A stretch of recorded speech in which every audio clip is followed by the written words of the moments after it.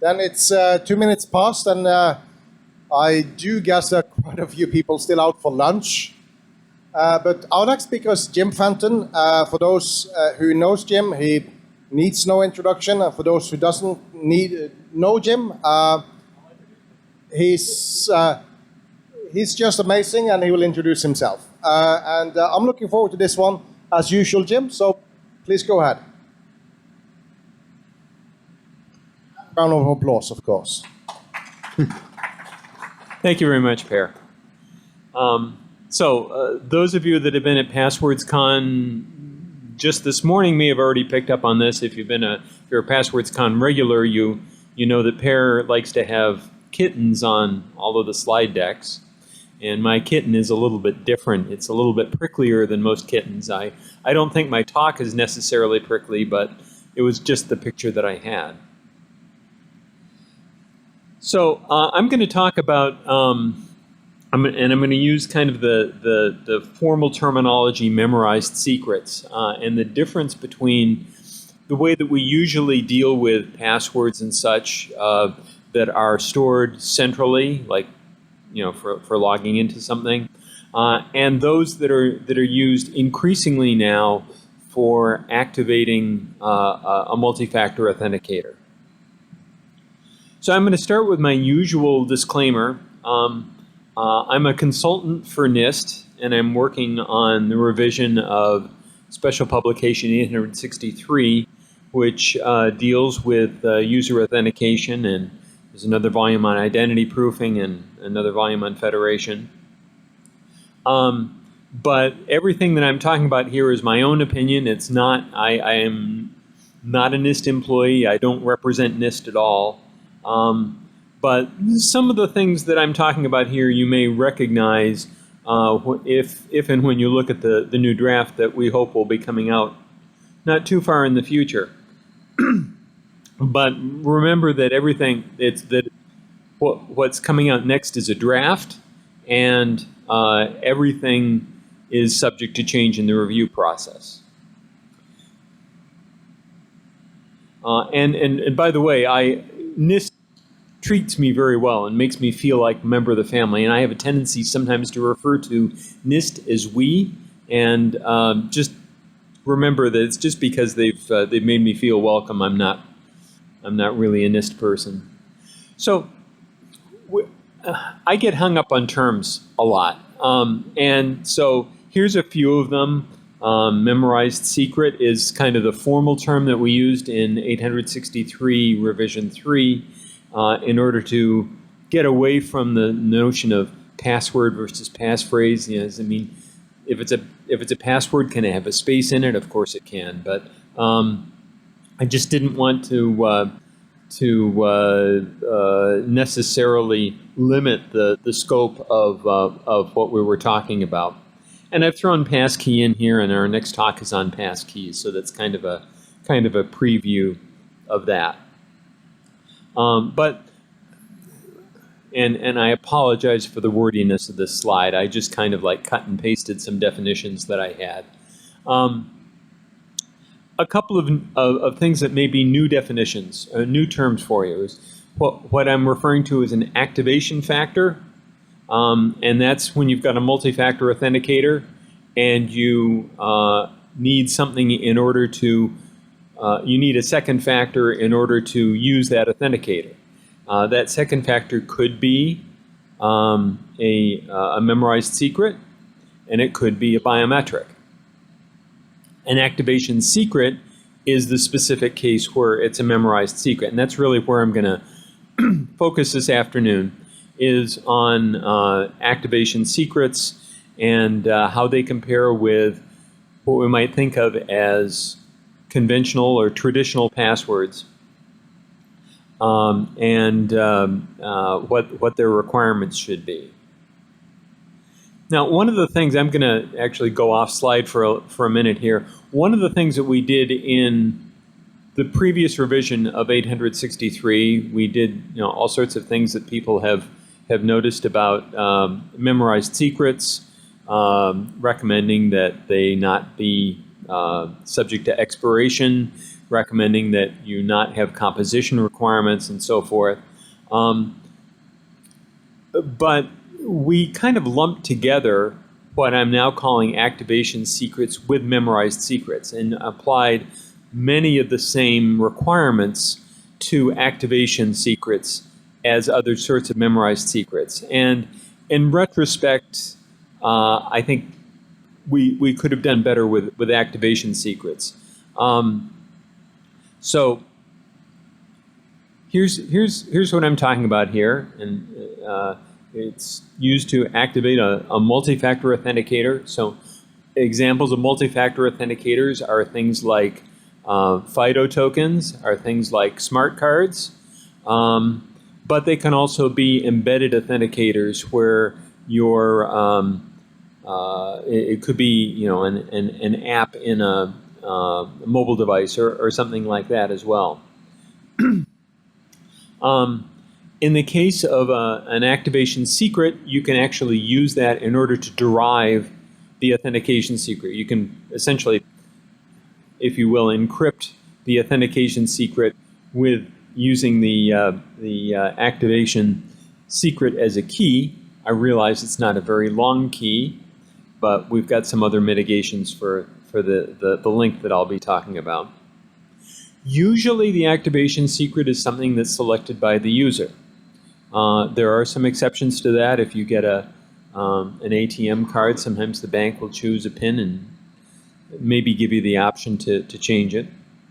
But usually selected by the user, and that has a big effect on the guessability of the activation secrets. And usually the activation secret, if you've got an authenticator like a FIDO token, uses the same activation secret for everything that token is used to authenticate at. So it's one activation secret per authenticator rather than per site that you authenticate at, which means there's less to remember. Now, this is where the real differences come in between activation secrets and other sorts of memorized secrets. The first one, the first threat, brute force, is really the same for both. An attacker can just try and guess, either make an intelligent guess or a dumb guess, and that can be done just as well with an activation secret. But a lot of the other threats are different. In the case of a centrally stored memorized secret, it often involves the cracking of some sort of a centralized authentication database that got exfiltered somehow.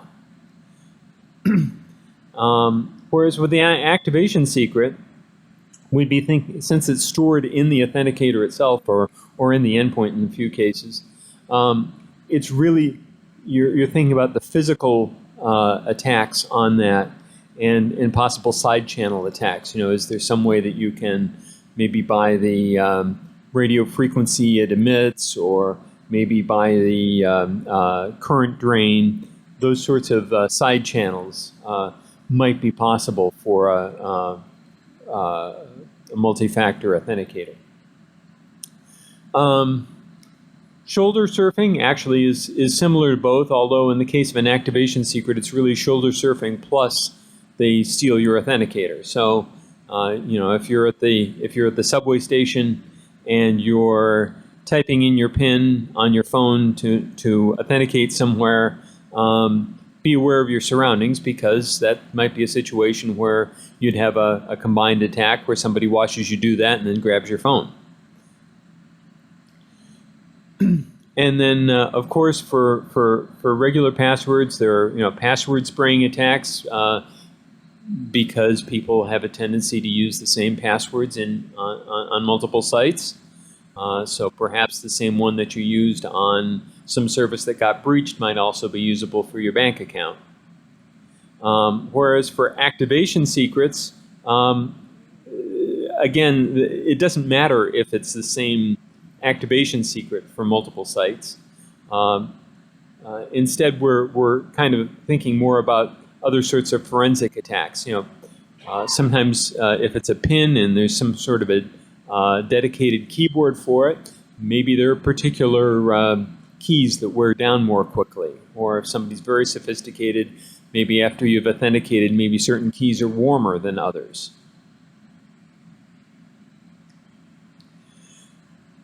So in order to take this into account, there are a few dimensions, a few different factors that we can address about how an activation secret should be constructed and how it should be used. Of course, there's the composition question: what characters, the length of it, the throttling. I mean, I mentioned earlier about the fact that there are brute force attacks are a significant threat for both activation secrets and regular passwords, and so the throttling is a very significant countermeasure to that, and also block lists. So in most cases, activation secrets tend to be pins, and in fact, sometimes people equate pins with activation secrets. I don't tend to use that term because they aren't always numeric. In fact, for a FIDO token, I can change my activation pin to A, B, C, D, E, F, and it's just fine with that. As long as I'm using an endpoint that has an alphanumeric keyboard, I can use that. So since PIN stands for personal identification number, this is an instance of where I get hung up on terminology. I try not to use that because I don't want to equate a multi-factor authenticator that uses a memorized secret for activation. I don't want to necessarily say that that has to be numeric. But given that they are mostly pins, the use of a pin, of course, just limits the entropy that you can get. And the activation secrets are usually very short, like 4 to 8 digits. 4 being by far the most common, but you know, you do see examples of, well, and you see on people's phones, I think Apple has pushed people to use more digits, and so that's you know, and I think that's going to increasingly happen. One of the things about length, though, is that there's you might think that a 6-digit PIN is 1.5 times as good as a 4-digit PIN, and it's not necessarily, because there are different patterns that show up when you use a 6-digit PIN. With 4-digit PINs, particular years, like maybe a birth year or a marriage year or so forth, show up with more regularity than other random numbers. With a 6-digit, you get dates, so you get a lot of, you know, 091101 or something like that, that aren't necessarily random as well. And so just because of the fact that different lengths of activation secrets lend themselves to different patterns, you get different amounts of, you don't necessarily get exactly what you might expect in terms of the benefit from having a longer activation secret. Now, NIST recommends using a block list on memorized secrets, and you know, the idea is to avoid having people use things like pairs license plate or 1, 2, 3, 4, 5, 6 or things of that sort as a memorized secret. And kind of the same recommendation carries through to activation secrets, just because there are common values that you're pretty clear that you don't want to allow. And I give some examples down at the bottom. I think those are the the most common 10 pins down there, 0, 0, 0, 0, 1, 2, 3, 4, and so forth. The difficulty with block lists is that some authenticators have very limited storage to keep track of a list of activation secrets that it shouldn't allow. And unfortunately, small block lists don't provide as much benefit as you would like to have. Part of the issue there is that attackers will also know what the block list is. They will know that 0000 isn't allowed for this type of authenticator, for example. And so they won't try it. And so essentially what you're doing is you're cutting off the beginning of the probability distribution and just scaling everything up a little bit, and it ends up looking very much like the original probability distribution. But nevertheless, we recommend, there's that we again, recommend including a block list, more than 10 if you can, but we recognize the practical limitations of a lot of existing authenticators. Those 10 values that you're looking at there constitute about 14.5% of the pins that people would randomly select given an unconstrained choice. I'll have a reference at the end to this website from Amate. He did an interesting experiment where he put an app in the App Store that did something else. I forget exactly what it was, but it also prompted for somebody to set a pin in order to secure it, and he kept track of he collected quite a number of pin values, and was able to, as a result, do some research on pin distributions, at least until he got kicked out of the App Store because they discovered that.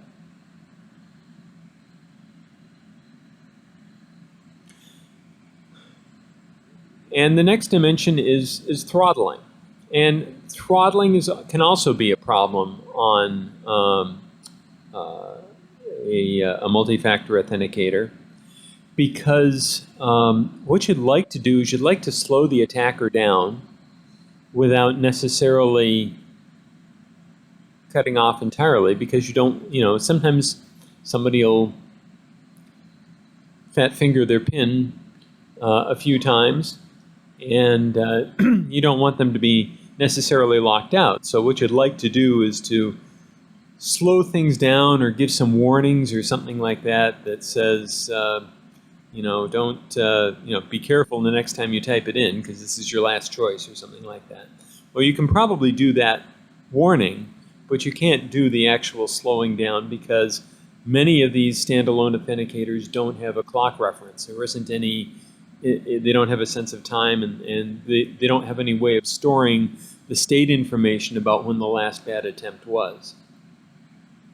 Smartphones will often do this, but if you've got something like a FIDO token or a smart card that plugs into something else, it's a little bit more problematic. So as a result, even when there is time-based time throttling, there is a hard lockout after a certain number of bad tries.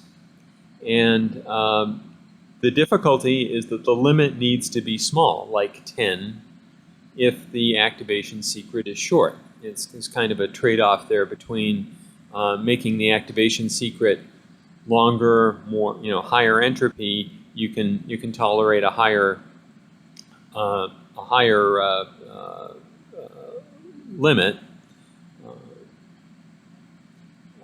but one of the problems here is that you have this risk that you're essentially going to brick your authenticator at some point. If you've so the message here is, and I think this is a general message, not just for multi-factor authenticators, is have a backup authenticator, because this is not something where if your authenticator locks up, you can necessarily call the IT help desk and have them fix it for you. Now, some authenticators do have a second password update key. It's essentially a second PIN that the IT department or somebody can use in order to reset your authenticator.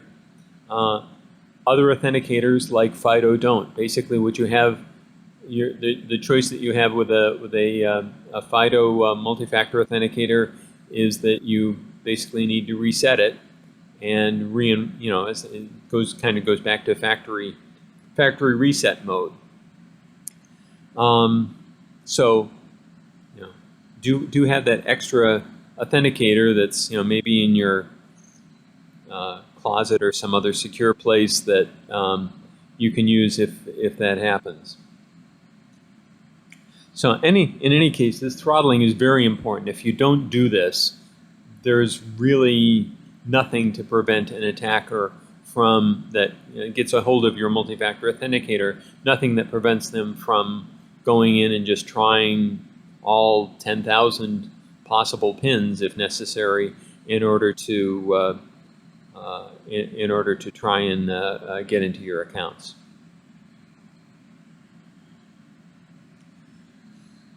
So kind of my overall message is that activation secrets have a lot of different characteristics. They have a different threat model. They have different structure. You might say, well, gee, if I have a 16-character password, shouldn't I also have a 16-character activation secret? And hopefully I've expressed to you why that isn't necessarily the case. In fact, I don't think I've seen any multi-factor authenticators yet that will accept all 16 characters. And we have a visitor. We do. Hello, I'm Damon. I'm on the program committee. And so when you apply, we have this tradition. You can make an outrageous speaker request. Okay. I believe your outrageous speaker request is, I just don't think I'm creative enough to make an outrageous speaker request. So allow me to please present to you this book from John Cleese on creativity, a short and cheerful guide with a dedication from all of us here at BSides. Thank you for everything you do for our community and for being part of this event. Thank you very much. That's very nice. Oh, this looks fun. And I love John Cleese's stuff, so I will treasure this book. Thank you very much. This is great. This looks like a good book. Okay, I won't read it right now. So, the capabilities of, let's see, so activation secrets ought to be considered a little bit in a different category, and I'm hoping that in the next version of 863 we'll be recognizing that in a better way. Authenticator capabilities are, vary from authenticator to authenticator. So look at some of these things like what's the number of retries that you're the number of attempts you're able to make, and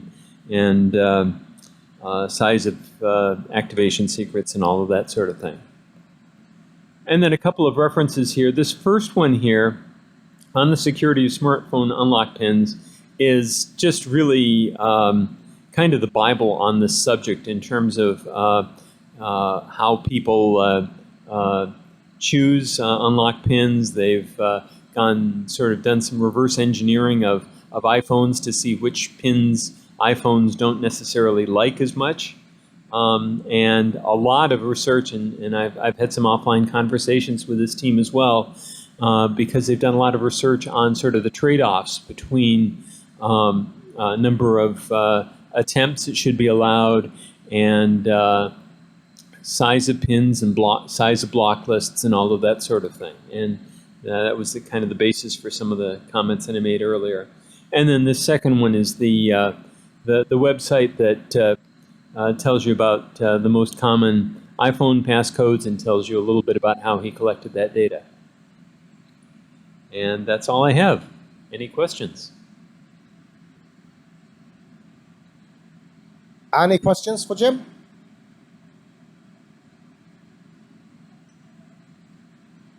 A fair amount of smartphone authenticators allow the user to actually activate with biometrics instead of a PIN. Is there any advice on that?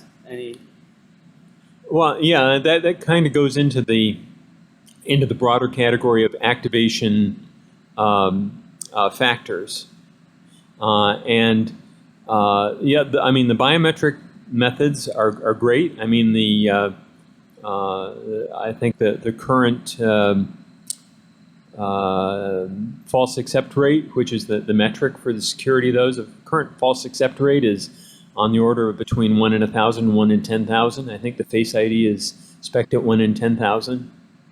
The difficulty that I have, and why I always need to have an activation secret as well, is because if I want to unlock my phone and I've just been doing the dishes, or I've unlocked my phone and my hands are dry because they're dry and dirty because I've been working in the garden, my fingerprint reader doesn't work. If I'm wearing my mask, my Face ID doesn't work. So biometrics are great as another means to do it, but I think that activation secrets are still going to be an important thing. Yeah. Thanks. You said that you're consulting for NIST, even though you don't work for them, and you mentioned that some of the items here might be in the final draft. So I was just curious, what are the recommendations you're providing to NIST for the SP 863 that currently isn't in there? Well, I mean, the current recommendation treats activation secrets in the same category as other sorts of memorized secrets. There is a little bit of a special case there for numeric memorized secrets that are randomly generated by the verifier, but it turns out nobody actually does that. And so really the new treatment of activation secrets is in order to come up with some guidelines that are really intended to be more generally applicable and actually deal with some of the differences that I've talked about in this talk. Did that answer your question? Otherwise, talk to Jim afterwards. We have to move on. Around. Thank you again, Jim. And just stay put, because now we are heading straight for Christian Brown from Google to talk about passkeys. And after that, we're also doing the panel on all things FIDO, where we have both FIDO Alliance, we have Microsoft, and we have Google up here. If you have any questions related to that, you can ask that while we go ahead with the panel discussion. You can tweet at me if you want on Twitter, and I will ask the question anonymously on your behalf. But prepare your questions for that. And while Christian is getting ready, I can do some of my old jokes, like my ex-wife is probably the woman in the world who knows most about passwords against her own will. A pin walks into a bar and the bartender says, "What?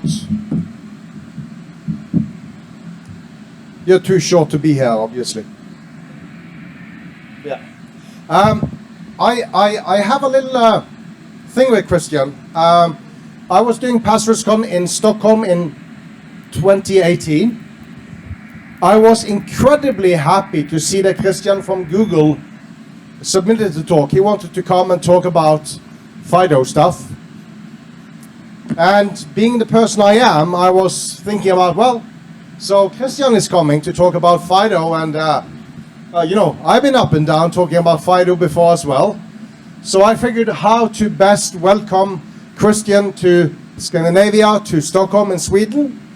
So I created a t-shirt saying, what do we still have in 10 years from now? Passwords or WebAuthn? So we have a 10-year bet between the two of us. Loser buys a beer for the other one. What do we still have in 10 years from now? Christian, I'm really looking forward to hear about passkeys, where we are and where we are going. Fantastic, thank you. Let me see if I can make the lapel mic work. I like to walk around. And here we go. All right. There we have some. Yeah. Perfect. Let's see if we can As clip high it up on as this possible. one. Yeah. All right, let's do it like this. Do let me know if it slips down, and then we'll figure that out during the presentation. Thank you for the warm welcome, Per. I'm Christian. I'm a product manager at Google, and I've been working on FIDO and WebAuthn related initiatives for almost a decade now. This is the year. I feel like I say that every year. No, this really is the year, and I think what I'm going to try and do here is go through a little bit of background on like what we've been doing. You know, I think the presentation is officially titled like, you know, where we are, where we've been, and where we're going. And then we'll lead into a Q&A with the panel where some of my other colleagues on the FIDO side will join me if folks have any questions, and we can have a healthy discussion.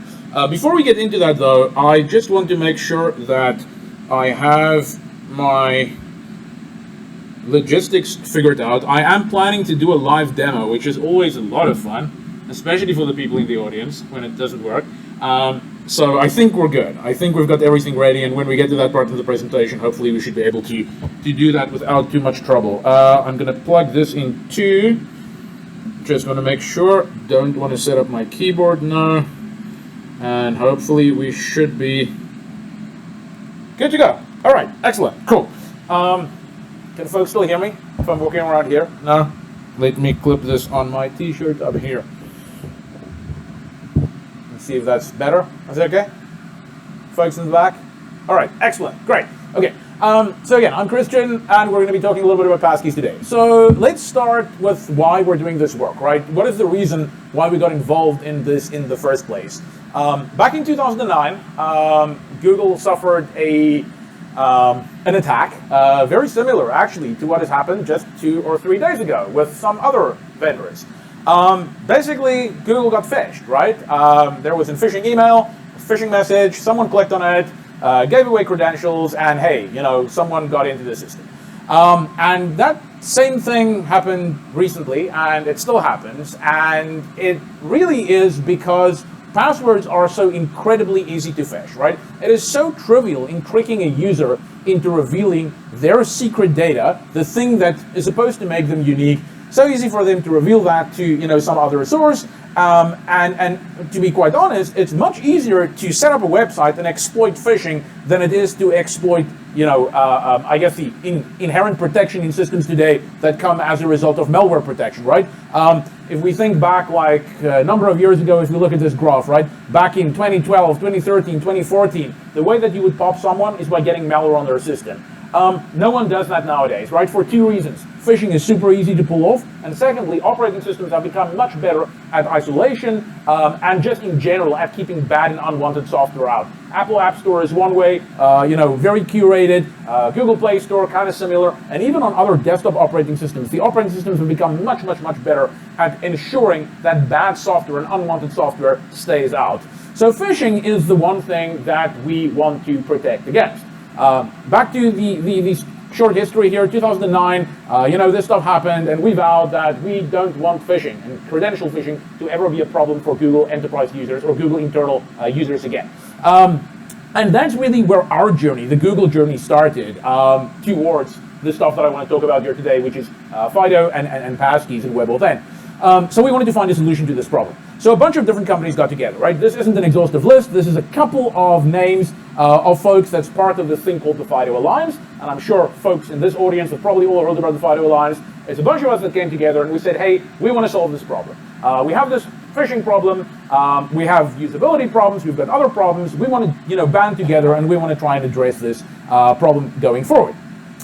And what we came up with is something called, and in the next slide, you'll see a little bit of a different explanation of this, but we came up with something called WebAuthn, Web Authentication, and it's a W3C, World Wide Web Consortium specification, that allows developers or web developers to interact with security hardware and security implementations on platforms. And we'll talk a little bit more about what that means in a second. But basically, there's the World Wide Web Consortium who has the specification for a lot of this work, and then there is the FIDO Alliance, which is the organization in which a lot of us operate together and kind of like came up with some of the work that ultimately led to the specification in the W3C. And a different representation of how that work and how these things are related is this graphic here. Essentially, you have FIDO and FIDO2. FIDO2 is kind of like this overarching thing, this umbrella, terminology that sits at the top. And then inside of FIDO2,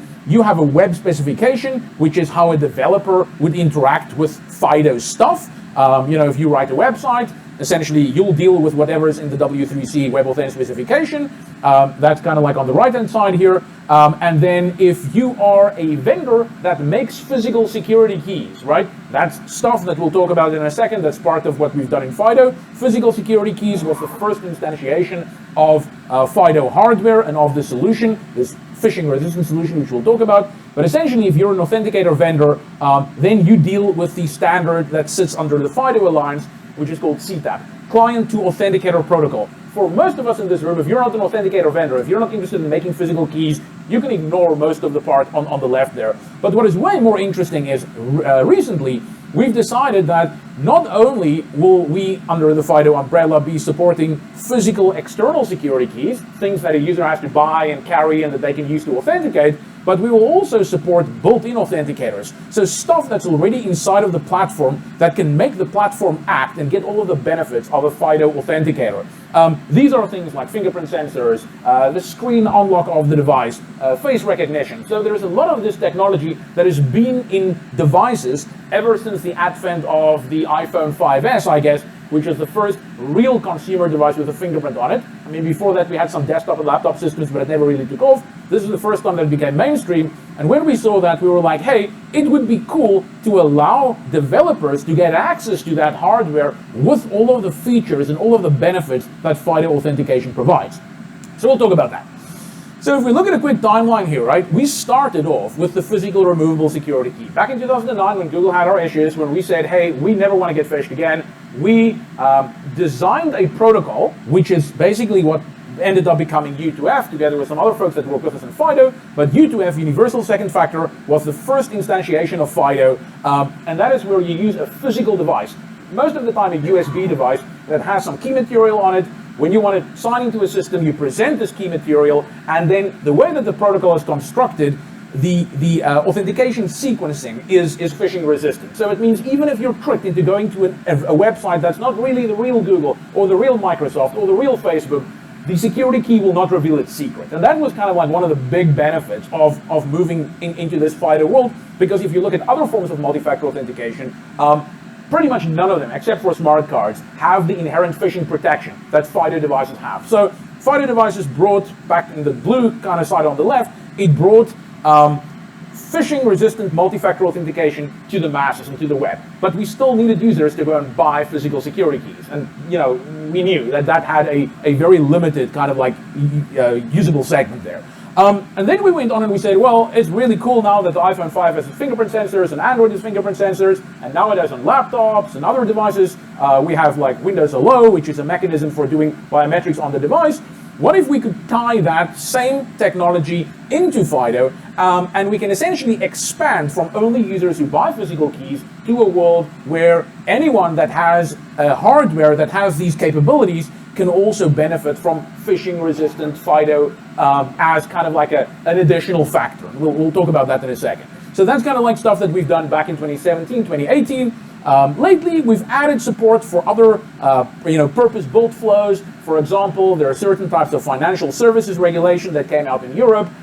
In the US, we see a lot of a specific type of credit card transaction security that's needed, stuff called 3D Secure. So we were working together with these other bodies, essentially, in saying, what can we do to take FIDO support that we have and bring it to more and more use cases? So not traditional authentication, but other types of specialized authentication flows as well, for example, payment flows. That was all great, but we still had a problem. We still have this adoption problem where FIDO was kind of like for a minority. FIDO was for users with physical security keys. FIDO was for users or developers who really added FIDO as an additional option over and above passwords. but it wasn't really closer to getting us rid of passwords completely. It was still one more option you could use. If you think back to the biometric authentication you have in your phone today, right? If you have a banking app on your phone, most of the time you open the banking app, you sign in with your username and your password, and then you upstep into biometric authentication. The next time you come back, now you can use your fingerprint. But the moment you buy a new device, you're back to password authentication. So you're never getting rid of passwords. You're really adding biometrics and adding capabilities in order to make authentication easier and more user-friendly, but you're not getting rid of the security downsides of having a password attached to that particular account. And that's really where passkeys came in, which isn't really a different specification or a different technology. It is taking what we have in FIDO and WebAuthn and applying it in a certain way where we can actually finally start, hopefully, getting rid of passwords completely, and me winning that bet with Per and getting a bunch of beer. So let's talk a little bit about that in a second here. Security keys, the fob, this is the use case we had first, right? Users go, sign in somewhere, you type your username, you type your password, you pull out your security key, you plug it into the drive, and hey, you're magically authenticated.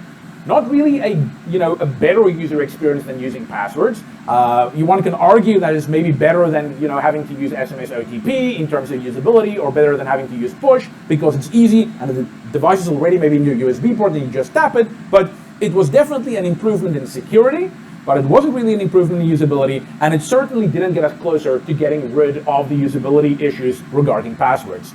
Platform authenticators is the thing we did next. As we can see here, we saw these things start to appear in more and more devices. Fingerprint sensor on laptops, phones, laptops there on the left-hand side in terms of the camera, facial recognition. And with that, we were able to build some interesting web experiences. And this is the GIF that should play. There we go. You should see this working here. This is, for example, you can see we're on a website, right? You're on accounts.google.com, and you're trying to do something where we need additional assurance that it's you. In the past, we would have asked you to enter your Google password. Here we say, just touch your fingerprint on the system and we'll authenticate you.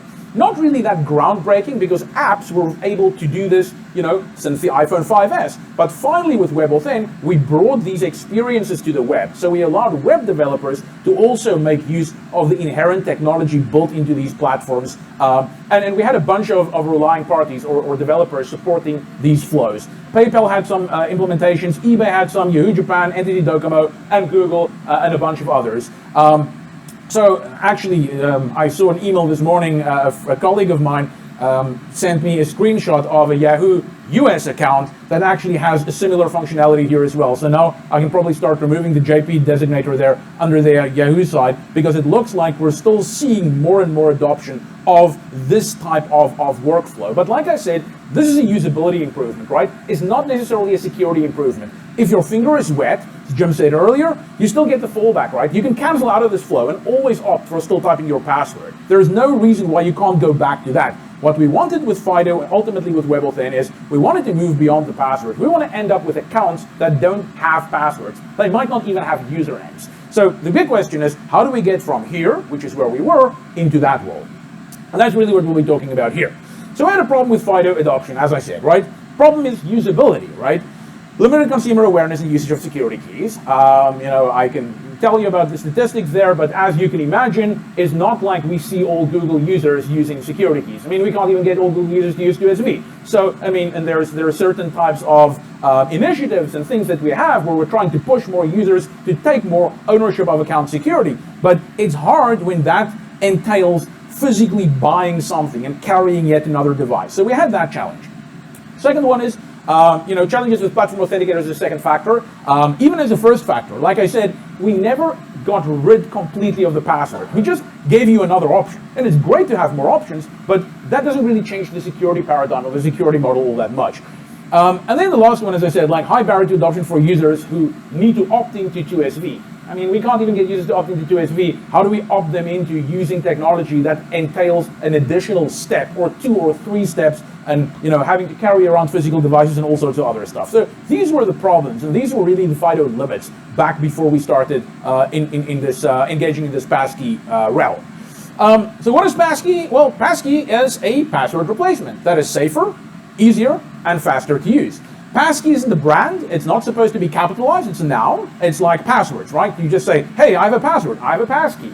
The idea here is that this is a word which the industry can kind of coalesce around. It's not an Apple brand, it's not a Google brand, it's not a Microsoft brand, it's not a FIDO brand. It is just a passkey, which is very, very similar to a password. And hopefully in the user's mind, we can start to create this concept of yesterday I used passwords, today and tomorrow I'm going to be using a passkey. And we can start to essentially help users with the user journeys and the changes in user behavior that will be needed to support the transition to passkeys. And that's what we'll be talking about here for the next couple of minutes. So the capabilities that we get, and I stole these slides shamelessly from Andrew's deck. Thank you, Andrew. So the capabilities that you get in a passkey world, what is different from WebAuthn yesterday and FIDO to passkeys today? Well, the first one is, remember that problem that I said, it's great if you have an app and you type in your username and your password and it upsteps you into biometrics, but the problem is, tomorrow when you buy a new device, you're right back to typing your password again. Well, what if we can remove that restriction? What if we can give you a FIDO key the moment that you register your biometric for a certain app? Let's say I open my Bank of America. Take an example. I open my Bank of America app on my phone. I open the Bank of America website on my phone or my laptop. I sign in with my credentials, username, password, and they give me a FIDO key pair.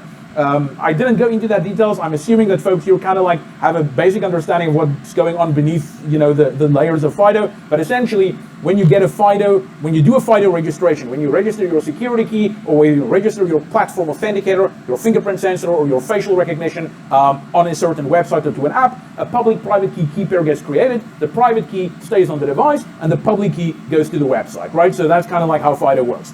Back in the day, earlier on, FIDO private keys were protected on the device only. When you have a physical security key, the private key is on the device, it stays there. When you register it on your phone or your laptop, the FIDO private key stays on the laptop. What if that restriction didn't exist? What if we could take that private key that you have on your phone and we could replicate it to all your other devices that you own as well? Kind of almost like what a password manager does today, right? Password manager wouldn't be super useful if it only ever kept your password on one device and you couldn't get it off, right? Password manager is useful because your passwords are available wherever you need to use it. So what if we take that property and we apply it to FIDO keys? So when you register a FIDO key and you make a new FIDO key for a service on your phone, we're able to take that FIDO key and replicate it and bring it to other devices that you own as well. Now, of course, if you're a student here, you'll immediately say, well, how do we know you own those other devices? What if it's an attacker? And that's the type of thing that we want to get to later in our panel session. But essentially, if we're able to know that you own 2 or 3 other devices, let's just proactively go and put your FIDO keys on there as well. What that means and what that looks like is when you move and you buy a new device, you go buy a new phone, you never have to fall back to typing a password ever again. You'll just continue to use your biometric, your face, your fingerprint, your screen unlock, and that gets you access into that particular service without ever having to fall back to passwords ever again. It's basically make FIDO as ubiquitous and available as passwords. There are some caveats to this, but we can get into that in the later session. The second thing is, well, what happens if you're on a device and you just don't have your FIDO credentials there? I mean, this is the typical password problem, right? The password manager problem. I think I heard earlier folks saying like, I have this issue where I want to sign in on my television, or I want to sign in on a friend's computer. I have to retype my password for my password manager into the keyboard to the special characters. It's a huge pain in the ass. Like, how do we solve that problem? Well, the way that FIDO solves it is we developed a local protocol that allows 2 devices to talk to one another over local proximity using a specialized Bluetooth protocol. So essentially, the use case is I want to sign in on my television. I want to sign in on my friend's laptop. I go to their laptop, I click on the website I want to sign into, I bring my phone close enough together, which has my FIDO passkeys close enough together to their machine, I tap the account I want to use, and magically I'm signed in. No retyping of credentials, totally phishing resistant because everything that is FIDO related still stays intact, and my credential actually never goes to my friend's machine. Only the signature that allows a once-used sign-in actually goes to their machine over this local proximity protocol. Because it's not via the cloud, because it's local proximity-based, we get all of the inherent phishing protection that you get out of FIDO in this particular protocol as well. And these 2 things is basically the only difference between what we had in old FIDO and what we have in new passkeys. It's FIDO credentials with the ability to synchronize and the ability to be exercised remotely using these proximity protocols that we've now defined and that most popular operating systems have stated that they will adopt. So We have support for this, whether you're using Android to a Mac device or whether you're using an iPhone to a Windows device. These protocols are implemented in a standardized way so that it's not a vendor lock-in. It works basically essentially, well, it works, doesn't matter what platform you own. As long as it's a fairly modern platform, and again, we can talk about the exact versioning there, these types of experiences is what we enable. So, here's an experience on Windows, for example. User goes, want to sign in somewhere, sends a prompt to the phone. Again, it's not a prompt via the cloud. It's a prompt to the system on Android here. It's also not to an app. It's to the Android system, and it allows you to then unlock, in this case, using your face here, pick the account you want to use, and then over the local proximity protocol, we then let the device know that, yep, the user has authorized this login. They can go ahead and they can continue, down this track. Cross-device, cross-ecosystem, one mobile device can bootstrap another ecosystem or another device, which is essentially how we get away from the issue of having the user, retype long strings. And if you retype a long string, you can make it error and type it into a phishing website and whatever. None of that is in effect here because everything is essentially automated between these two systems, and there's a handshake. So access a new app, use your mobile device to sign in, and then the thinking is, if you use your mobile device to sign in on a new system, if that's your system, if that's not your friend, you can create a brand new passkey on that system that signs you into the account. So tomorrow, if you come back on your Windows machine, you don't have to grab your phone again, because that would be painful, right? You can now just, on your Windows machine, show your face, touch your fingerprint, whatever you need to do, and that gets you back into that same service in an easier way. So no need to fall back to using your phone every single time that you want to log on devices that you own and devices that you trust. So with this, let's look at a quick demo, if I can make this work. This is always a little bit tricky, but I'm going to try my best. Let's open this guy up here. And essentially what I want to do is I want to show the experience that I just talked you guys through. I want to show that experience in real time on my Android device. So let's see if we're able to make this work. If everything works, you should see my phone screen there in a second. Cool. Okay, so that's always good if that part works. So that is just my Android phone that I have here, right? So I'm going to take you through a typical experience of a user here using passkeys. And essentially it goes like this. User goes, opens their browser, and they hit, their favorite banking website. In this case, I have this fictitious bank called TriBank. I've never dealt with passkeys in my life ever before. This is my first time doing that. So what will happen is the system says, hey, do you want to sign in? Ignore the sign in with a passkey button at the top for the moment. Let's just talk about the or space at the bottom, right? So this is a user, never dealt with passkeys ever before, first time ever. They're going to go in, they're going to type, let's refresh this, make sure everything works. Yep, user goes, types username, types password, and hit the sign in button, right? Now what will happen in the background is the system will detect, the TriBank server-side system will detect I'm on a device that supports passkeys. That's a silent detection mechanism we've added.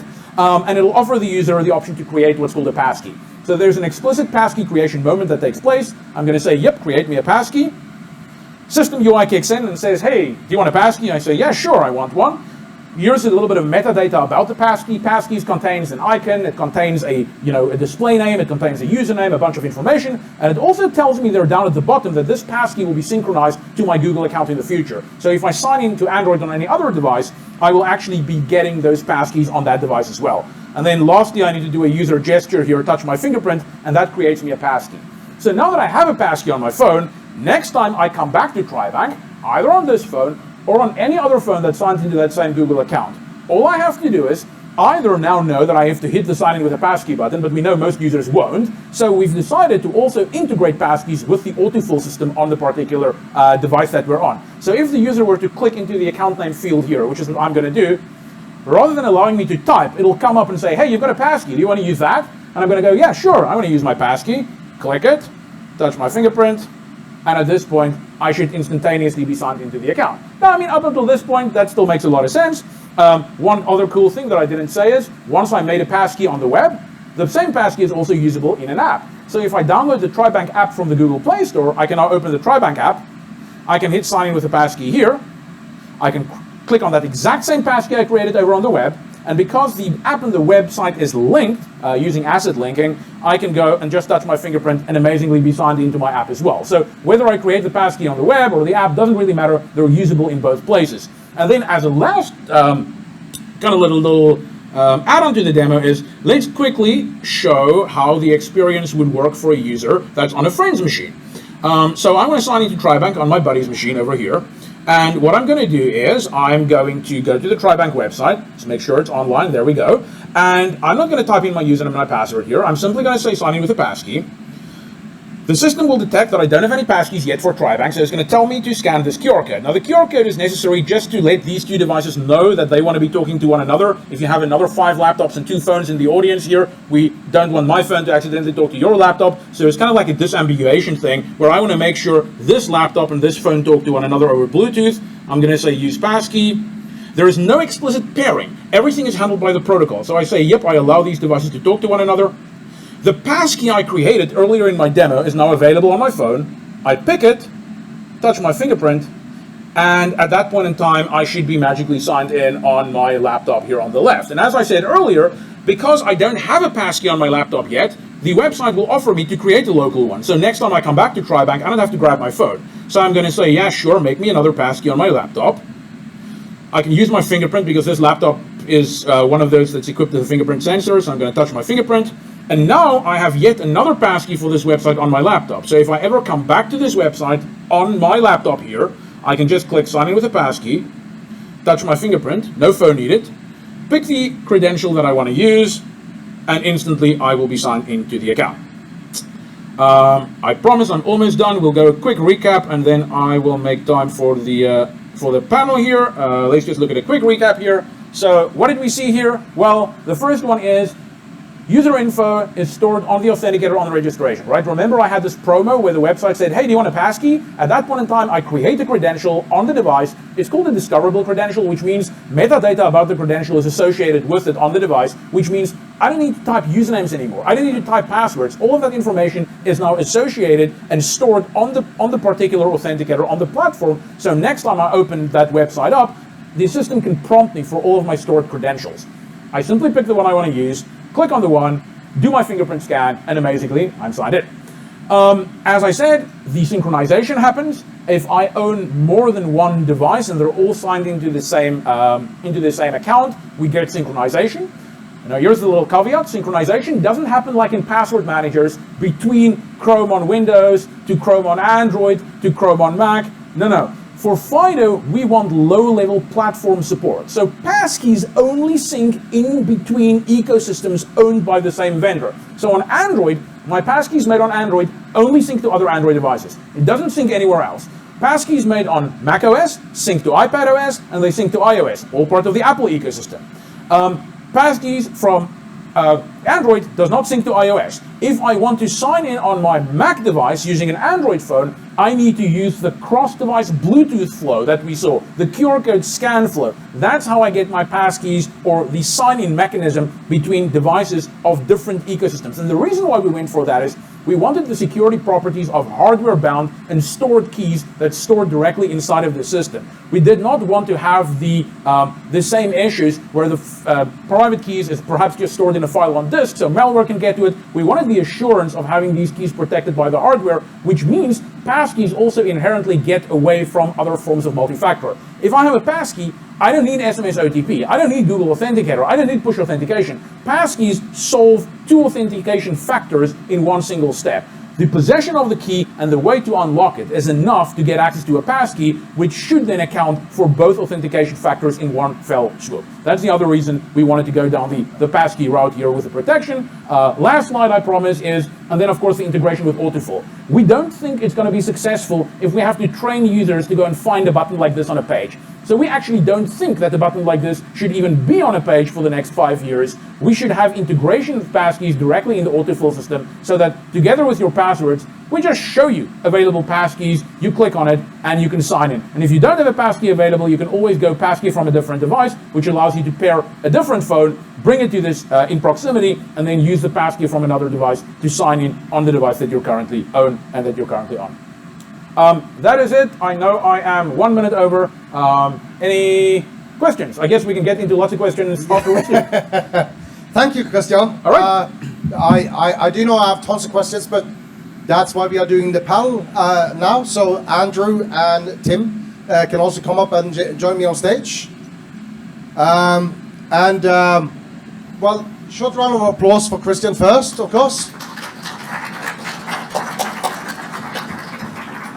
Now, I'm not going to say I know Christian, but we have met a couple of times, and we have talked online as well. So Christian have a certain idea on your how much of pain in the arse I can be asking questions. I had dinner with Tim yesterday and also warned him that I like to do the difficult questions. And Andrew just walked straight into the trap on this one. So back in Norway, at one of the universities there's a biometrics lab that are rated as one of the best in the world. And every time they want to do a panel discussion, they contact me because they say that I'm really incredibly good at being the devil's advocate. So I wanted to start out by saying that on my phone right now, I'm actually looking at a couple of slides from someone named Simon Josefsson at a company called Yubico.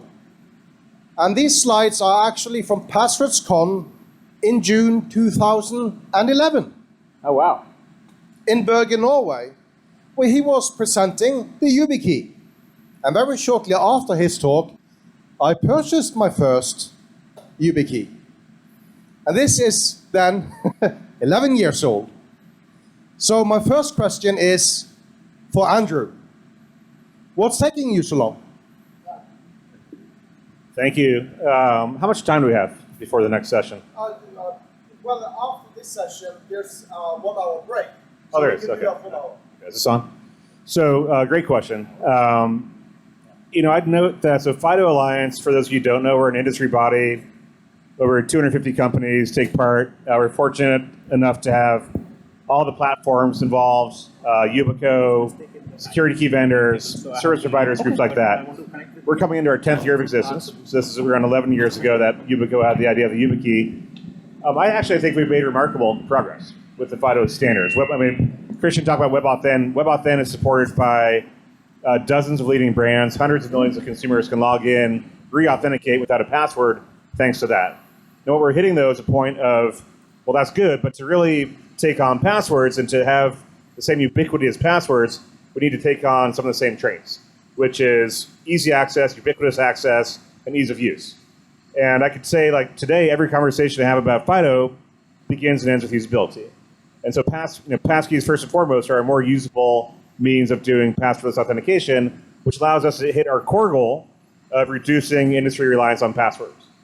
So I think we've made good progress in 10 years, actually. The fact that we've seen such adoption, every meaningful company is taking part in FIDO Alliance. There's no counter standard to FIDO because everyone understands that this is, FIDO is basically the SSL of user authentication. It's that critical, and I think we need to have the same approach, and we'll have the same success as far as being embedded in every system, service, and platform out there. Now, in regards to Yubico and the YubiKey, as Christian was talking about before, that's another form factor for doing FIDO authentication. In fact, I would say that will remain the gold standard from a security standpoint for FIDO authentication. There are certain use cases where a key will always be used. That being said, what is so exciting about Passkey is the proposition of taking passwords out of play entirely for hundreds of millions, if not billions, of consumers. And if someone can't get excited about that, I don't know, what they're waiting for. So to answer your question, I think we're making good progress. Passkey stands to take us to the next level after this. Thank you. Okay. Tim. FIDO, U2F, WebAuthn, passkeys. Can you explain this to my mom in like a sentence? What is this stuff? Because my mom is really, seriously not interested. Yeah, I think what Christian demoed, the way we explain it to folks is that you're using your screen lock on your device to sign in everywhere, right? That's ultimately the way we abstract it away, because the same tech on the device is being used, and all the API service, all that's completely abstracted away from the user. And that's why we believe having a term passkey like password is so critical, because all we need people to do is associate that as they can sign in. The way we kind of thought about this was, we're about 10 years into tap to pay, right? I think Google Wallet came out in 2012, Apple Pay was after, right? Like most users know what that tap to pay icon means now, whether it's a physical card tap or a phone. We need that on the web. We need that for apps. So we need an icon and a name that users just know, oh, all I have to do is, I'm going to get prompted to unlock my phone more or less to do this, or my device. If I can add one thing to that, I think up until a year ago, we weren't quite ready with this experience yet, because we were always thinking, a user will have to know, do I have a password, do I have a passkey? They have to make that mental decision, and that was actually a big flaw, right? In the development of this, it's like users don't know. Today, if you have a security key, you need to know you have a security key because you need to have it present, right? The thinking with passkeys is everything is abstracted away. Like with the password manager today, you just go where you want to go. You click into the field, and whatever's available magically pops up and gets presented. And until we really had that experience figured out, I think this wasn't really ready for prime time. But because we now have it, we're hoping that it is. Yeah. Okay, Christian. Throughout the years, I've seen all kinds of authentication schemes come up and fall down like dead flies in seconds. I've got to be honest, I do have a certain level of faith in FIDO WebAuthn. But again, I'm here for being the devil's advocate. So I've seen Facebook try to push two-factor authentication a couple of years ago. And one of the things I got fascinated when Facebook was really pushing two-factor authentication is that after enabling two-factor authentication, you would get a pop-up for like every time you logged in for a period of at least 2 weeks, where they said, you have enabled two-factor authentication.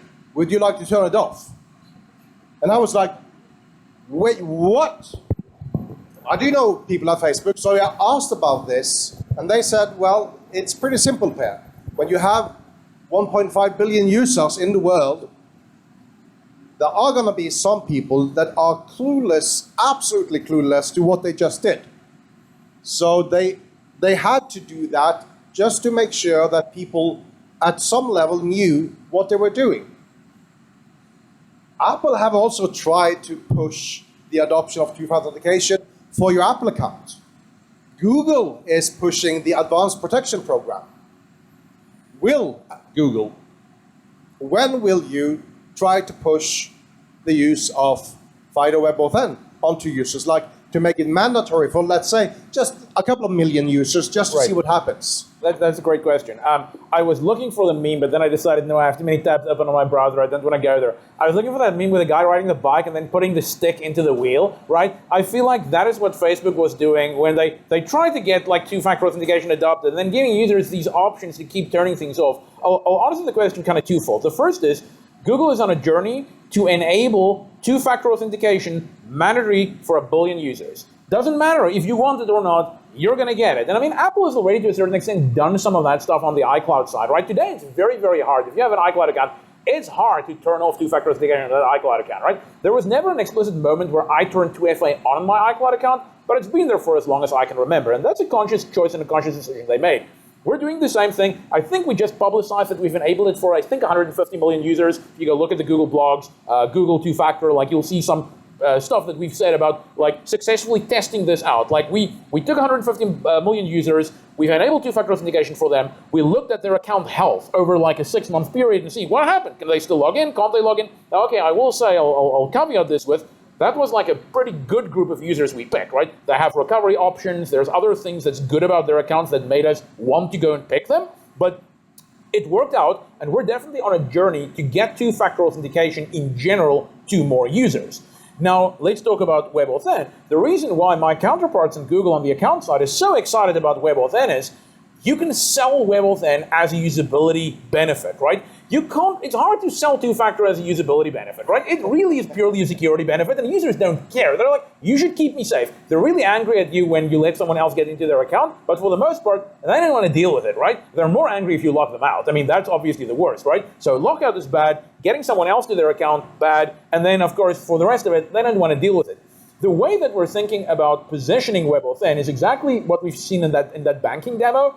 You'll sign into your Google account one day, and you'll just get a message that says, hey, you happen to be on a device with a biometric sensor. Like you can have a fingerprint or a face or whatever. Do you want to use that to make your signing process easier in the future? And then the user says yes, now they have a passkey. Now, that is the experience that we're thinking about for Google accounts. That is the experience that actually many apps have been pushing users towards for the last almost decade, right? If you log into your Chase or Bank of America or whoever, like into your banking app today, that's the way that the app upsells you. Hey, do you want to use biometrics in the future? I mean, I'm not always a fan of the exact user experience and how slick it is, but what we want to do is make it extremely easy for users and have the value proposition center around usability and ease of use, and not around security. Of course, it's massive for security, but that's not what users, I think, in general, really care that much about. Sort of tempting to ask Tim the same question. I can't really remember seeing Microsoft doing a very significant, a very visible push for two-factor authentication. But are you planning to sort of push FIDO Web Authent onto us, and is that going to be voluntary or by sheer force? I'll take one little brag. We were the first of the three to allow you to remove your password completely. That was about a year ago, and that's been wildly successful. Yeah, we are certainly thinking about the day when we would mandate 2SV. And that would be most likely via Passkey or security keys. So it's certainly top of mind. Yep. This is, as Christian mentioned, right? This is a journey.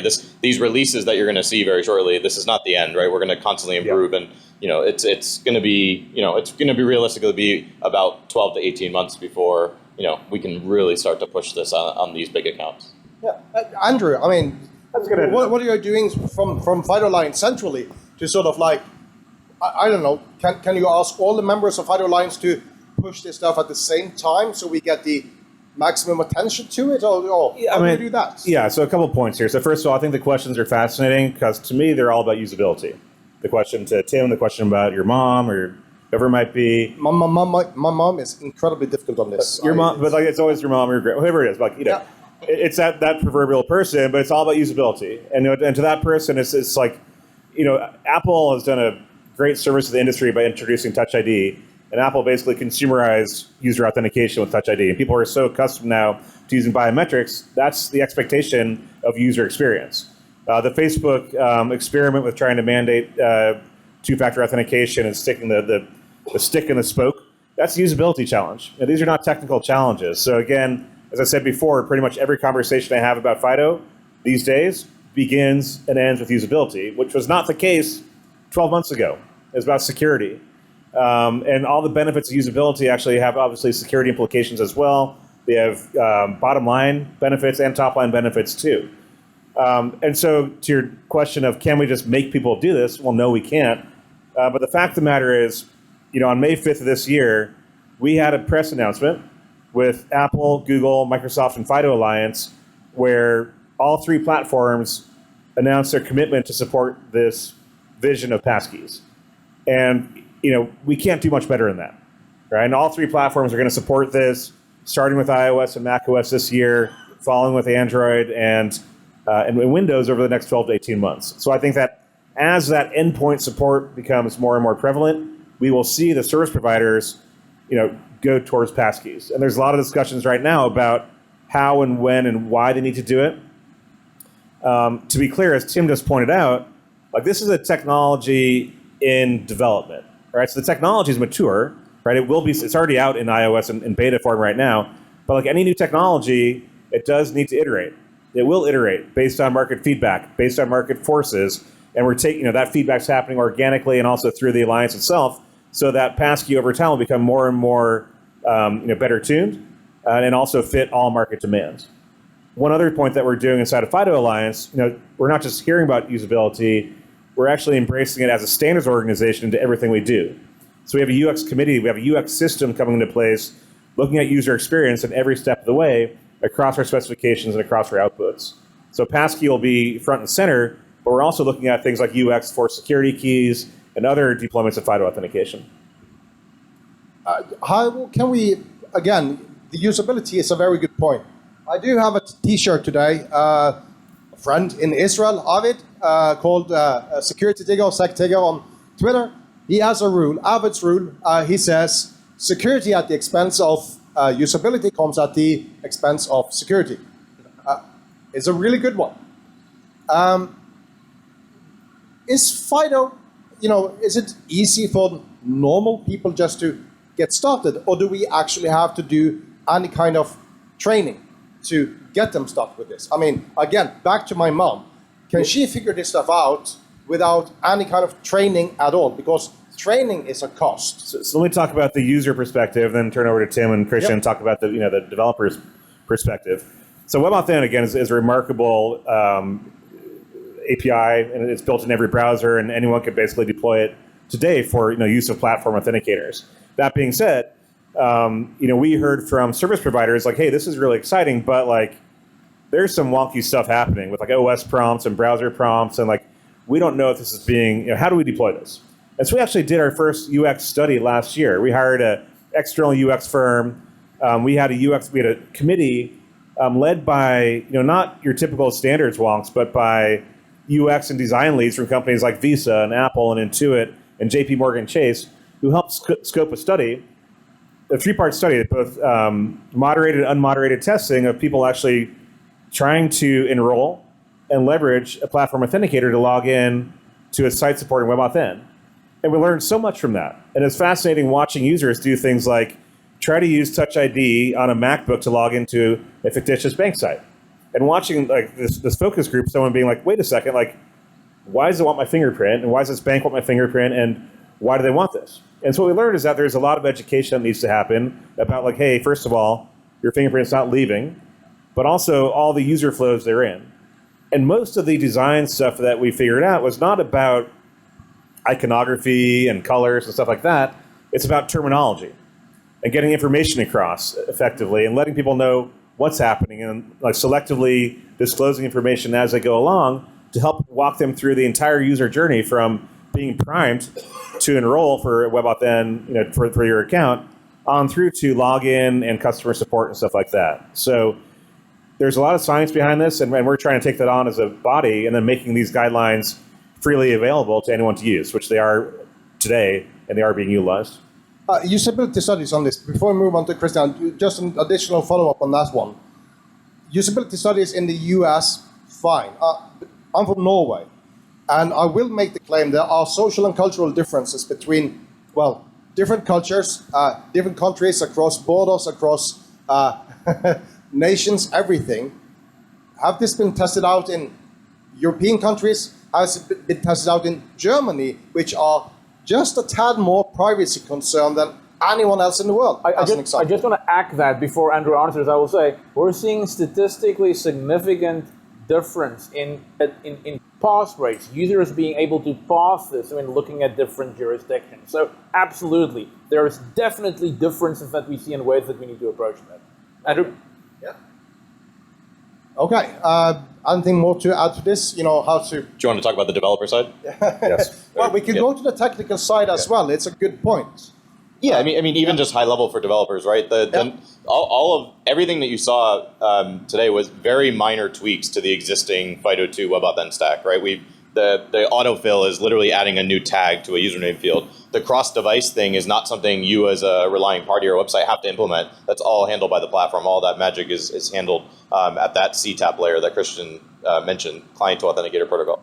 And so one thing that we think is different here is that we have a very, very clean, specific use case now, right? Which when all of these specifications came out, right, there was, if you've ever read any spec, right, they're very hard to read, right? No matter how hard we try to make them easier to read, and I'm one of the people who writes some of them. They're too big. They're hard for a developer to pick up. And so what's unique here is, the goal that we have for some new developer resources is that if a developer that has a site that the only reason they added SMS OTP or email magic link was because they were told, passwords are phishable and we can't have that, they should be able to go to the site and implement passkeys without ever picking up the WebAuthn spec, right? That's the goal, right? Like we may not even link to it. That's what we're thinking, and that really wasn't possible before because there's just when you start looking at a spec like that, there's so many different use cases it's addressing, and we really have a very clean, very boxed in use case here that applies to nearly everyone.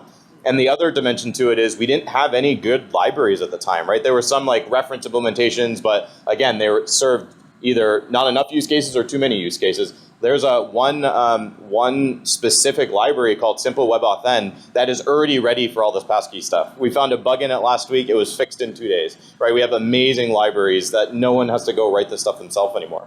And we think that's a big change from the first go around with trying to get folks to implement this. And why do I then have developers telling me that implementing this stuff is difficult? No, I think it was, and I think what we're hoping is because we have kind of a big package now that can be whether it's the SDK, whether it's the docs, everything should be ready to go and much easier to implement and dive into initially than it was before. And that's from Microsoft's perspective. It's easy and ready to go. These resources are actually a collaboration between FIDO and the 3 companies. So sure, that's certainly my perspective. But I think the dots aren't being connected quite yet, and that is definitely. I mean, I'm talking to internal business development relationship folks in Google this week finally, where we're saying, all right, we can now take a breather. Most of the technology pieces are now there, and we're on our journey. And by the way, Apple mentioned that by the end of the year they want to have their releases out. We're on the same time frame, right? So on the Android side, by the end of this year, we're sincerely hoping that we have a release out there that is not only ready for testing, but is actually ready for developing and deploying against. So many of the things that I've shown, I mean, all of the stuff that I've shown is real live running code, right? Nothing there was mocked up. It was real code. It was, behind some flags and experiments, but the pitch is these things should be ready by the end of the year. There should not be a reason why developers, can't get access to that, and then on the other side get access to the resources. But like I said about the dots, I don't think developers know that you can go and look at this great new library over here, and you should be looking at this docs over here.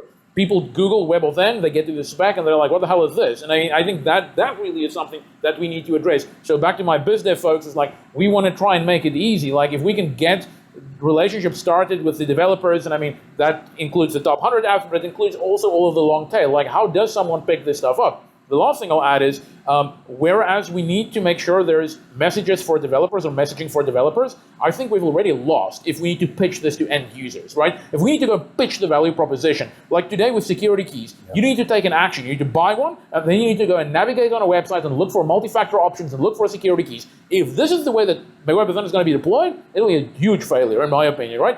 WebAuthn should be deployed the way that biometric authentication works today, which is, as a matter of course, when you're just interacting with the product, there should be an upsell, it should be easy to understand, in plain language, 1 to 2 sentences at most, and it should start working. No one should go digging through settings to enable an account for WebAuthn, because that already means you need this cognitive kind of understanding of how things interact. That is not the way that we're thinking WebAuthn should be done. Right, and one example of this, there's a very large retailer in the US, which we're super excited they rolled out WebAuthn. But guess what? Their login page says sign in with WebAuthn. Like, that's what the button says. Yeah, like, who knows what that means, right? Like, as a user. And kudos to them. They were first adopters. Right, no, and that's what I mean. We were super happy they implemented it, but that highlighted a market problem, which was the reason we needed a generic term like Passkey. Yeah. Or FIDO. But you said that, people will just Google for WebAuthn, and then they find the standard, and they will say, what the hell is this? Exactly.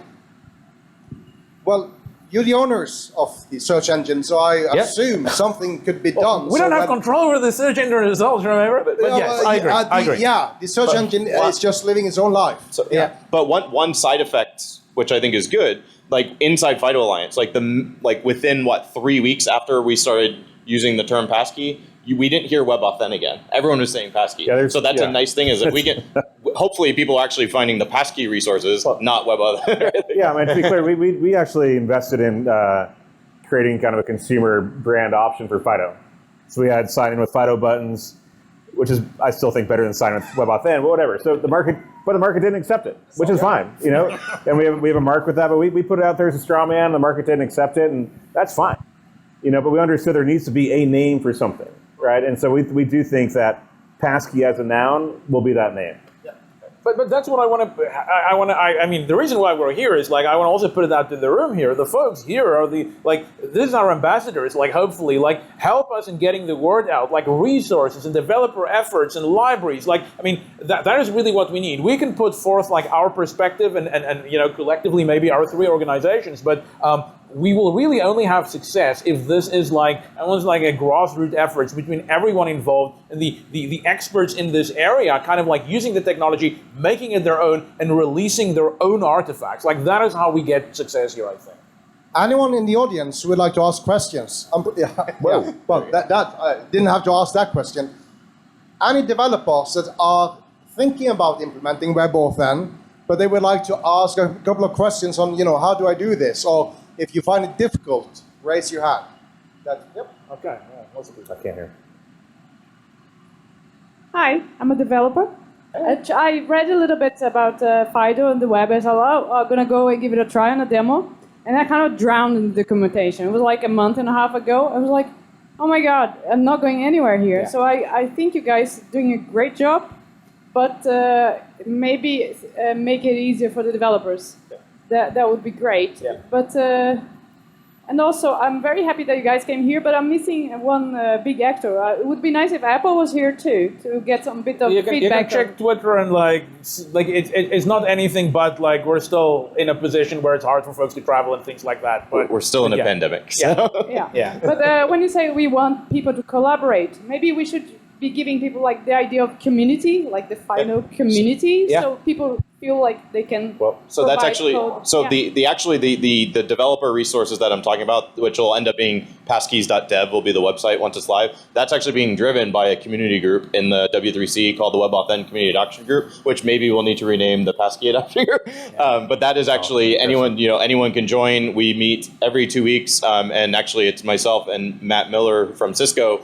We're actually taking the output of that group, feedback, resources, and building out this developer resource center. So please, I can put, if you Google WebAuthn Community Adoption Group, it'll come right up. That's not the thing. WebAuthn is a bad word. Yeah, no, I know, and that's what I'm saying. We probably need to rename it. Yeah, that's an artifact of the past, I guess. Passkey. We do have I would say, a pretty good sense of community in that group. There's also a where's this thing? There's also a FIDO Dev mail list if you're onto issues. So we have a pretty, it's not a super vibrant group, but there is a FIDO Dev Google group that you can mail to if you're on the issues as well. Yeah. Next. Hello. I just had one question to make sure I'm understanding the security model around the passkeys, right? So the WebAuthn U2F, more specifically, I guess, is a very decentralized security model, right? The private key doesn't leave the security token concept, right? This is now a switch over to the credentials are essentially being managed by the vendor, right? So there is a shift there, I think, mentally that we need to make sure we're okay with, or we're thinking about the implications of that. Is that an accurate way to capture it? Yeah, I don't know. Let me give you my perspective on this, right? So yes, to a certain extent. I think we were trying to figure out in which way, what are different ways in which we can address this, right? The challenge around every single time you buy a new device, we're going to know you're going to be up shit creek, right? And that's essentially what happens in the current model. And that's also what happens to the physical authenticator. When you lose that authenticator, you're so dead, right? So now we recommend get two. I mean, okay, that's maybe for folks with wallets that can go buy these. I mean, that's fine. But in a general consumer adoption thing, we looked at what already has traction. And what has traction is password managers, right? Also not the level of traction we really want them to have, but they have traction. And it's because of synchronization. We then looked at what is the best kind of line that we can weave through here, which is don't place this as files on disk, have the OS kind of mediate the access to them. There are certain additional security properties, but you're right. It looks, if you squint at it, it looks a little bit more like federation than what WebAuthn used to look. It still isn't quite federation because it's still a direct two-party relationship, right? It's between the authenticator and the developer. Yes, there is another third party meddling here in the middle now, which is doing the synchronization. But if you think about it, Google has 1,000 folks that is purely tasked with making sure that bad guys don't get into good users' Google accounts, right? You're now leveraging, if you're using passkeys in this way, you're essentially leveraging the fact that we already have all that protection and all that investment and making sure only the right users get access to the right Google accounts. You're leveraging that. Now it might be that you have a particular use case where, excuse me, even that level isn't good enough. You need to take responsibility of your own, I guess direction here. And if that's what you want to do, there are certain things in the specification that allows you more granularity, where you don't have to rely on the synchronization. I will say, use that with caution, because what that will mean is, when the user changes to a new device, they're going to have to start over. And unless you have a good story there, and I think that's another, I don't want to get into that because that's kind of like where some of the viewpoints between like what Google's doing, Microsoft doing, and Apple doing differs a little bit, is like how much of that control do we give developers and how much of that of control do we give developers in the initial release? We're very worried that this might go a way where the usability suffers because of a perceived security. Look at per shirt, right? I mean, that's exactly that, right? We shouldn't all be trying to dial this up to 11 because of some perceived risk, and then in the meantime, usability suffers and no one uses the technology. So I'm being a little vague here, but I just want to mention, yes, you're taking anyway, I'll stop talking on this, but I'll say you are taking another, an additional dependency, but I think it's a net positive and not a net negative. Yeah, I'd say the same thing. So one added point I want to make is, so it does change FIDO security posture, fundamentally. But I want to point out this was not done without a lot of deliberation and a lot of conversation internally. This wasn't done flippantly or without a lot of conversation. Ultimately, as Christian said, it's the greater good, right? So our goal, FIDO's mission since day one, has been to reduce reliance on passwords. And this stands to do that, taking, again, passwords out of play for so many consumer use cases that we decided that this change is worth it. And that being said, also, there are ways to work within the spec. You can actually still, using Passkey, allow for some device-bound characteristics. Additionally, for specialized use cases, enterprise IT, highly regulated use cases, and so on and so forth, FIDO security keys will still be the default go-to approach, and that won't change.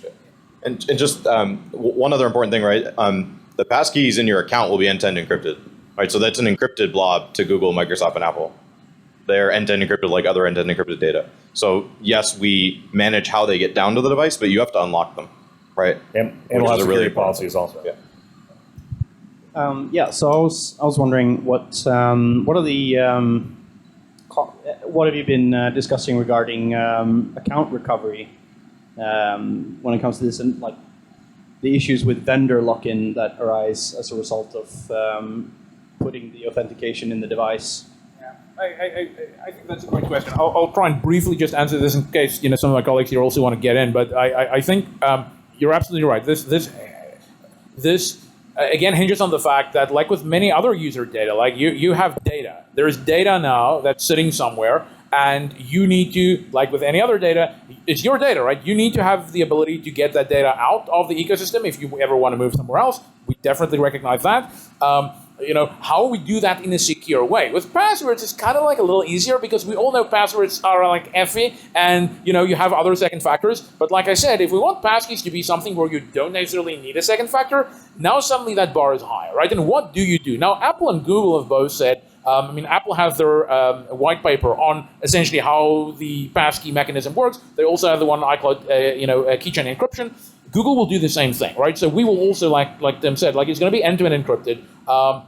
We'll very, very similar to iCloud Keychain. Firstly, you need access to the Google account. Now, we're trying to drive a multi-factor adoption of Google accounts by default, right? And that's not an accident. That is part of the foundation what you really need for this to be successful, right? It doesn't help to say passkeys is as good as second factor, but then the recovery is a single factor thing that someone can just guess, right? So that needs to be solved, number one. The second thing that needs to be solved is, or the second thing that we're doing is similar to Apple, just having access to the account is not enough. You also need to have access to some other information. The information that Apple chose and the information that Google is choosing to do is you need to know how to unlock one of the devices that was previously part of your, call it sync fabric, like whatever that local lock screen. That's actually used as a derived key as part of the end-to-end encryption mechanism that we use.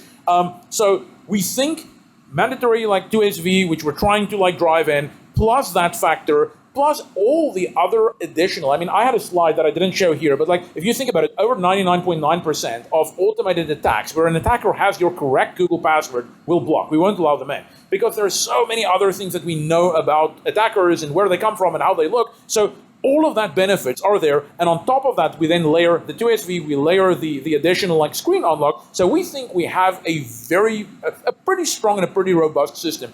If after that you say, no, I still need additional security for my use cases, there are things in the spec that enable that, but I think for most relying parties, we're hoping that where we've set the bar is essentially where we'd like to keep it. I'll get in front of one question just briefly by also saying, We're not saying this has to be keys always stored in Apple, or it has to be keys always stored in Google. That is our initial implementation. But we are very much of the opinion that we need to do what we've done with password managers, and we need to allow an open user choice, right? If you want to use a credential, called now credential manager, password manager, a third-party one, we need to allow for good pluggable architectures to make that possible. But you can imagine how much more complex that decision tree now is for a relying party or a developer, because Google end-to-end encrypts. Does Password Manager XYZ end-to-end encrypt? What is their security properties when it comes to account recovery? So all these things have to be taken into account. We think we have solutions, but we would actually love to have a separate conversation about those kind of things with folks providing password managers and credential managers so that we can design the system in a way that makes sense for developers and for users. And even in the short term, right, if you look at, I would recommend looking at some of the Apple's demos, right? Apple's done a fantastic job about merging, like you can have your passkeys and iCloud keychain, but using LastPass for your passwords, and they all come up in the same UI, and you just pick which one you want to use, right? So there's also the convergence there. In, I would say, what is the short term until we have a fully pluggable model where you can punch your passkeys over to LastPass or whatever password manager you want. Yeah. So, question here from Twitter. What is FIDO doing to continue to provide high security authentication with the introduction of passkeys that are lower security? Well, low on security, I take offense, but I will let... I think we kind of hit on that, right? So yeah, I also disagree with low on security for all the reasons that we just talked about. So there's a different model. Thank you, Twitter user. Yes, but I think yes, it's a different model, and again, I think that I like to say that FIDO can address the whole range of use cases. Right. So again, if we have a very robust certification program, we actually certify authenticators at different levels to protect, to verify that a physical authenticator protects against malware attacks or brute force attacks or hardware attacks. So if that's your use case, you can use one of these certified authenticators for that. I think again the base level FIDO security key will remain the default go-to for high security profile use cases. Beyond that, I think the security properties of Passkey are not weak. They're not weak at all. And there's, in fact, I was talking this morning with the head of authentication at a major bank in the U.S. I was like, hey, how are you guys looking at Passkey? What do you think about this? How do you feel about the security posture? His point is like, Andrew, that's a bunch of bullshit. He's like, the gap between what I'm doing now, which is SMS OTP, and what I get with Passkey, the bar has risen so much from that. Right, so maybe there's some use cases where like a high transaction or certain scenarios where I want to get added data or added bullet points. In that case, I could take a Passkey as just a single signal, feed it into my risk engine, and do other sorts of step up or other sorts of data to make sure that's a secure authentication. But ultimately, Passkey raises the bar so high from the default means of authentication today that I don't think it's fair to say it's a weak security approach. So I have two quick questions. I think a lot of people's concern when they're talking lower security is in comparison to what the FIDO2 does right now, which I do prefer the FIDO2 model. I recognize the failings and now you've got to register on every site. But the quick question is, one of the fundamentals of FIDO2 originally was the key existed on the device and it would never surrender it for any reason. How do you know a key hasn't been cloned off? Is it possible for a key to get cloned off? Maybe you authenticated it through some, you didn't realize what the page is showing, you click something, and then there's a clone out there that you're not aware of, and that key is there. Is there any way to revoke credentials? So that's the first question. I'll let other folks also answer this. I think Tim might also answer this, but I'll just quickly mention that. Remember, the QR code flow and all these things, it's not actually your private key ever that goes over. The only time that will happen is when the user decides to sign in to a new iOS device, to a new macOS device, like in the Apple ecosystem, or to a new Android device where there's maybe you can kind of contrive this attack, where the user thinks they're giving a Google account credentials to a phishing site, and then the bad guy runs an emulator at the back that looks like a real Android device, and they use that to pull the credentials down. We have a lot of technology and signals around, are we dealing with real legitimate devices or not? So I think everything there feeds into our decision on whether or not we want to allow the credential syncing to come down to the device. If a user does it, let's say, you convince me on your Android phone to type my credentials in there, type my previous screen unlock in everything, and now all my credentials are on that particular device. Let's say that's the attack that we're talking about, right? Okay, now my credentials are there. I've got two options. If I realize it, I hope I do at some point. I can either go and I can go to settings, and I can go and sign out that device, which essentially then invalidates the passkeys, almost like a remote wipe, right? I can go do that, or I can go to the various accounts for which I hold passkeys. But this is the difference. Let me kind of take an analogy, right? I lose my wallet. Can I call one number to just block? Okay, sure. Can I block my entire wallet, or do I have to call all 5 credit card companies? Do I have to call up all 5 credit card companies? That's not great. You have that option with passkeys. You can go to the sites and individually revoke the passkey on that device, but I would say mostly you would just go and remove the account of the device, which immediately will invalidate all the passkeys. So just to clarify on that, each device has a unique credential that there's some mechanism that it authenticates with, it's either a signing chain, or are they all sharing a credential? In the Android world, there is some uniqueness that can be used as part of the risk detection. Not all platforms support that mechanism, but there is something to tie back onto. There's caveats there, but there is a capability. I don't know. Right, but just to answer more specifically, if I have an Android phone and an Android tablet signed in the same Google account, it is the same credential on both devices. Okay. So if I revoke it from TriBank, both of those devices lose access. Right. Okay. Just like a security key today. And then the other question was, because everything on, say, a YubiKey now is done locally, and the way the mechanism works, the low-level mechanism, you can do two-factor authentication or even passwordless without leaking a lot of information on what sites you're doing, stuff like that. What type of metadata analysis could Google, Facebook, or anyone in the FIDO Alliance be now open to because they're involved in the syncing process? Is it as limited as actually? There's no change, right? Because the passkeys tied to your account are end-to-end encrypted, right? So there's no change in that model. What's that? Which metadata which metadata are you referring to, though? The credential metadata? So right now, we're definitely encrypting all the private keys. To encrypt the metadata has issues regarding the way that we rendered it on the usability side. So the mechanism that it'll work today, metadata won't be encrypted, but there's also no mining or anything of that. But technically, that's something that we could add, or that's something that if you choose to use a different provider in the future, that they might provide. For usability reasons, we encrypt the private keys and not the metadata today, but that's something that there's for no reason other than just there's a usability constraint on that for us. Yeah, I have a question regarding dual security keys. I've implemented a couple of these WebAuthn sites and tried to do the password. Sorry, very sorry. Yeah. Okay. Hello? Okay. Beat the AC. Much louder, I'll put it in my mouth. I developed a lot of this, I'm an early adopter, and I tried to implement a lot of this WebAuthn. What I felt lacking in the documentation or the implementation from before is the support for dual security keys. So I want to have my computer that has a DPM and such, and also my security key that is attached to my keychain, to be able to do this, co-op the login. How are your thoughts about that? So, just to make sure I understand the question, like dual security keys?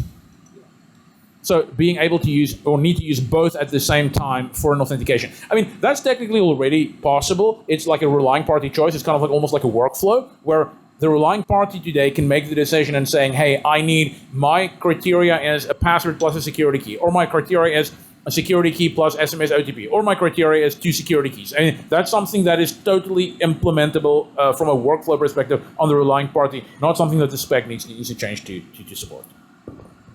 So my question kind of goes along with some of the questions that you had earlier, and but my scenario is more of the sense of the user trying to recover their account when their device is lost, stolen, or no longer accessible.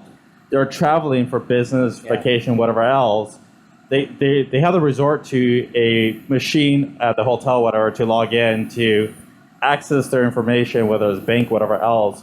what is a user's option to be able to access their account when they don't have access to their devices that's already been in the ecosystem? Super tough question. Probably the toughest one that anyone has asked today, right? And that is ultimately like, how do I know it's the right user and it's not someone pretending to be the user in this exact scenario, right? The easy answer today is going to be, you're going to need to prove to us that like it's you through something.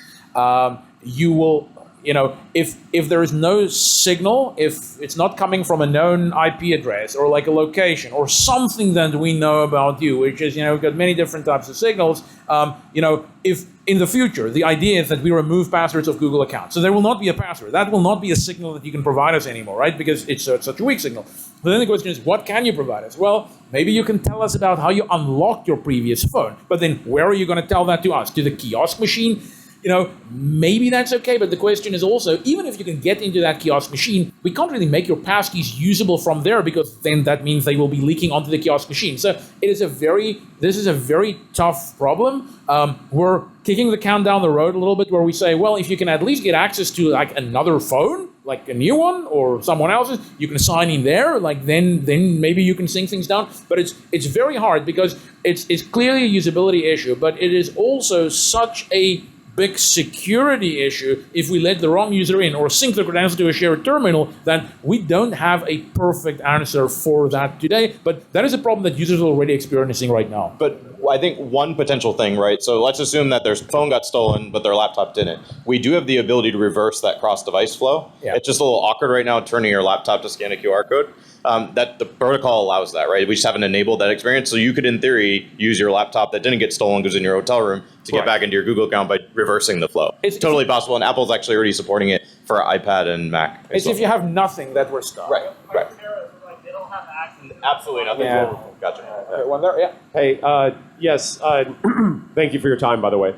How do you see onboarding working for first-time login? Like, say you had no relationship to that TriBank, no account, no nothing, no existing account. How do you see that working? And can you complete that workflow without ever making a password? Yeah. That's the goal, right? I would say, I hope in the next 12 to 18 months, we'll start to see the first truly passwordless accounts with passkeys, right? The way we see this, right, you still probably have to capture name and email address and phone number, and then maybe when you hit submit, it invokes the API, creates a passkey, and away you go, you're on your way. So the password field is gone. You never capture a password in the first place. And there are sites that already, very small number, but there are already sites that are doing that today, but we hope the user experience will be much cleaner with this. Yeah, and certain service providers are onboarding people without passwords today based on other proprietary data they might have. Like a telco, for example, has account information about them or other network API data they can use. We're also inside of FIDO Alliance. We're doing some standardization work around identity proofing and verification, which if we pull off, which is very complex, I think actually stands to have as much impact on the market and this whole problem as the authentication piece does. But that's still pretty nascent, although we'll have our first doc auth requirements document out in the next couple months. Okay.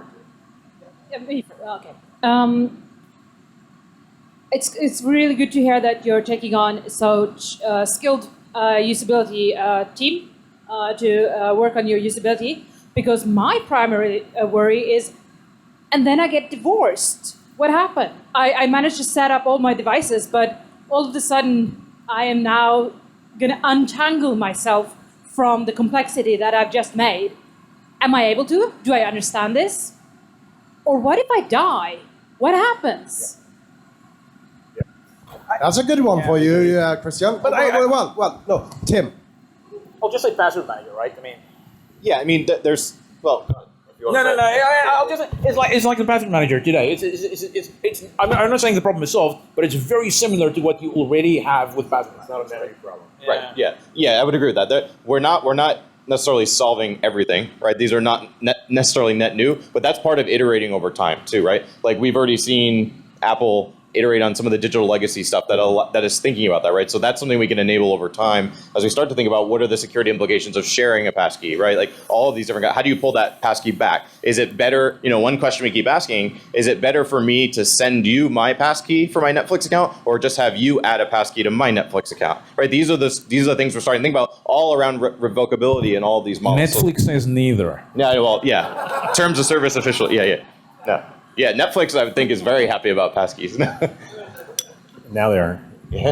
Yeah, I have basically the same question about shared devices. It's a really common use case. Our customers are commonly coming to, I work at Slack, and they want the ability to have checkout personnel use the same iPad and have a secure experience logging in, logging out. Yeah, so that's actually, so the one thing, Christian's demo is really great showing the cross-device flow, where we step up and create you a passkey on the local device. The other flip side of that use case, which we will heavily use in Windows, right? The example I always use is a gate agent at the airport, right? You never want to create local passkeys on that terminal. You always want to use the cross-device flow. So the shared device flow, the shared device scenario is one where you will always want to use that cross-device and never even, you may not even want to keep the relationship between that phone and that device. It's completely ephemeral. And in some cases, maybe even a security key is better than a phone there. Right? Like tap the security key, it personalized, and then when you remove it, And those are great examples of, the question we got, I think last night at dinner was like, well, this is a consumer feature, right? And the answer is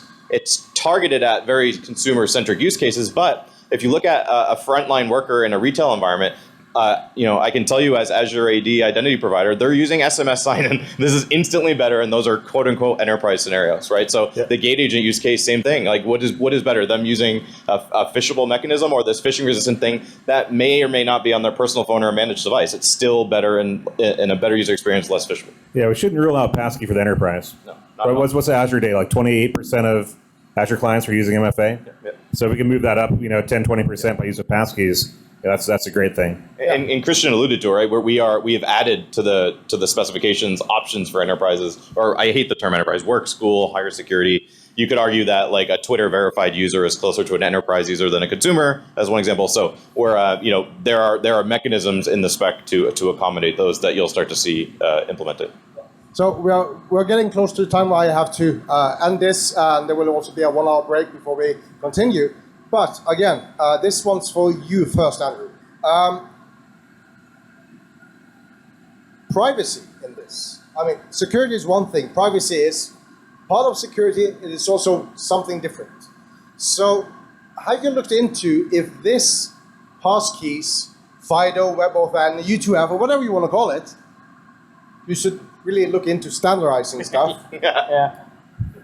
On the privacy part of things, have you looked into whether this technology will improve privacy or if it also introduces new privacy difficulties for people in any way whatsoever? Like my friend Cecilia asking, well, what about when I get divorced? Is it then suddenly harder to maintain good privacy, as an example? Yeah, but it's a great question, and this is the type of discussion we're having inside of FIDO Alliance today, so I'm not going to give you a really square answer on that. We have a security and privacy working group that's looking at these issues, coming up with the best kind of a canonical approach, if you will, for how one should implement Passkey to adhere to FIDO's privacy principles that we've had since day one. Yeah. And so I think there's certainly already implications. There's that conversation happening. The other thing we do as a body actively is we engage with regulators, across the world to understand how FIDO authentication in our various forms fits in with current and emerging privacy and regulatory policies. Right. So, I mean, like any new technology that we introduce in FIDO Alliance or elsewhere that impacts user authentication, we look at it closely inside the Alliance and figure out, how FIDO's best practices and specifications can meet, the privacy needs. So yeah, well, one thing that, I'll speak specifically for Microsoft on this. One thing that has come up in the past few months for us is thinking about how easy it is for users to use consumer federated sign-in, right? Passkey has the opportunity to remove the need to do consumer federated sign-in, which has serious privacy implications, right? You're telling that identity provider everywhere you're signing in. Now, on the enterprise side, that's what people pay for, right? You're paying for federation, you're paying to track employees because you need to enforce policy. On the consumer side, they're doing it because it's easy. So it's back to whoever asked the sign-up flow. If that sign-up flow is as frictionless as clicking sign in with X that I won't name, I'm just kidding. No, I know, just kidding. We have it too, technically. No one uses it, but no. No, so if we can make that as frictionless as possible, then you could make the argument that consumer federation with these big identity providers could and maybe should go down significantly over time. I'll say one thing for 30 seconds to Cecilia's point, right? I think a lot of the questions around, like, I mean, there's a whole slew of use cases which I won't even go into because they're all super depressing. But around, whether or not users should get access and what happens when folks break up, and like there's this whole, and I think a lot of that isn't so much the protocol, it's around the implementation of the protocol. And that's good and bad, because that means, hey, the protocol is done, but that also means relying parties need to take ownership of those experiences themselves. I know we're having discussions at Google around, like, what does it mean to give someone access to, rather than typing a Google account password, now you can just use the screen lock on the device. What if that's a spouse's device? What if that's the shared kid's tablet? Like, how do I revoke that? And I think we're trying to think through those and implement, particular workflows. But the downside is that means every single relying party need to do the same thing. And I think that can be tricky. And I think we're going to, folks will get it wrong. Like, I think, we're not better, like, it'll, but I think we are absolutely trying to think through those use cases because we do realize that they are important. And use cases on this, I think that, I know that Cecilia and myself, we will most definitely be looking into the abusability aspects of this for the next weeks and months and years as well. We are really interested in this stuff. So it's interesting. We're getting very, very close. I want the sales pitch for this because, and based on me saying there is no risk analysis and there is no business case justifying removal of passwords. So try me. Yeah. Give me the sales pitch. I'm going to give you a hot take. Tell me I'm wrong. I'm going to give you a hot take one. Yep. How much is your SMS cost? Your SMS service? How much do you pay per year? I can tell you. I'm not going to tell you what Microsoft is. We're talking millions of dollars across these companies for even just an SMS-based sign-in. Right? That's not the primary reason, but that's a hot take that often has come up in discussions. Is what do these other methods actually cost that are completely unnecessary if the primary factor is phishing resistant? Christian, sales pitch. I mean, I haven't prepared this one, but I guess my talking points here would be something along the lines of, if you're not removing the password and you're making the password safer, you're adding something. Adding something comes at the, like, you're immediately, the moment you're adding, you're taking, you're making usability worse. Like, that is just insecurity. Like, the minute there's something additive, security is being made worse. The only way where we can make usability better or keep it on par while adding the security protection is taking something away. And what is the thing we can take away? It's certainly not FIDO. It must be, ergo, it must be the password. Like, that is my argument here to make. Yeah. We need to talk more afterwards. Okay, well, that's it for this panel discussion. I'm really, really incredibly happy that you come, Andrew, Christian, and Tim. So thank you. Thanks for having us. Thank you, Thank you, folks. I'll be around at the pool thing tonight, so if folks want to ask questions like outside, we can talk. Yeah, I You must presume you bring a will beer. stay on here as well. Absolutely. So use the next hour to talk to them or do something else, and we'll continue at 5 o'clock. Thank you.